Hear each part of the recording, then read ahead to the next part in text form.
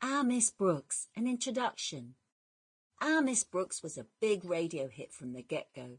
Eve Arden may not have been the original first choice, but she made the role her own and gathered individual awards by the armful. Until its debut in 1949, women had been, as in much of life, the subordinate gender, supporters and flag wavers rather than equals or the stars. Our Miss Brooks helped change that. Here was a woman confident, funny, layered with sometimes conflicting emotions, trying to gain a boyfriend of her choosing and holding down a job as a high school teacher. It was quite a menu.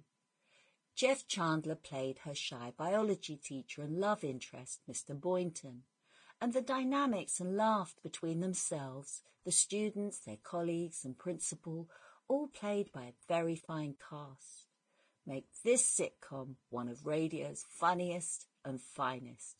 Let's go join the fun. Miss Brooks.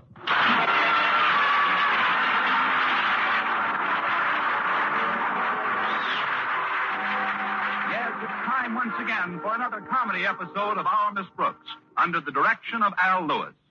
Well, many of us are spending this Christmas Eve with our families and friends. But our Miss Brooks, who teaches English at Madison High School, isn't quite so fortunate. No, my family was too far away to visit, and it seems my friends had other plans.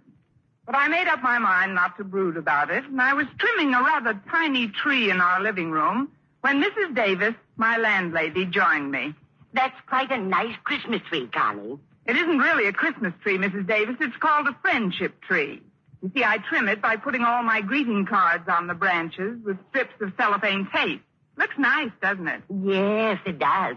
You certainly received some pretty cards this year. And the sentiments are so lovely. Look at this one I got from my principal. Mr. Conklin, what does it say, dear? It's very heartwarming, Mrs. Davis.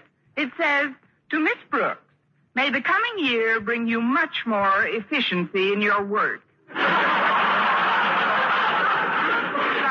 O. Conklin. Oh, I can hardly believe it's Christmas time again. What happy memories I have of the earlier Christmases. There was one I'll never forget. I was just 8 years old, and when I tiptoed into the living room, there was my father standing by the tree.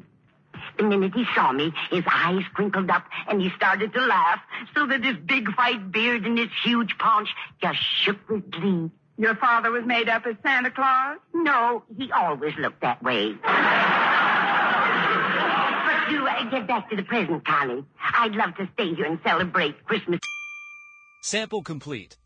Ready to continue?